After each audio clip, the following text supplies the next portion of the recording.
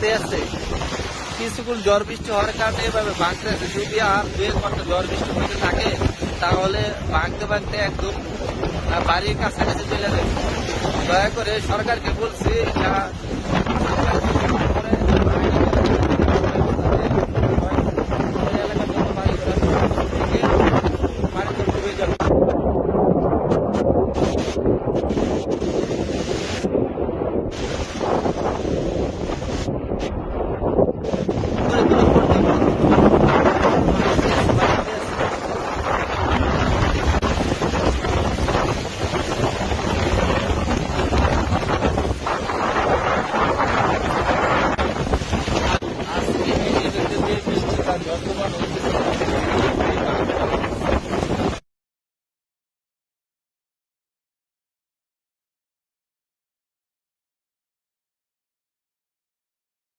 নীলক্কা, চংপাড়া, কান্দাপাড়া, আমিরাবাজ, ফতেপুর ও বরিতোলা, চরসুবুদ্ধি সবগুলো এলাকা ঠিক এরকমভাবে ভাঙতে আছে।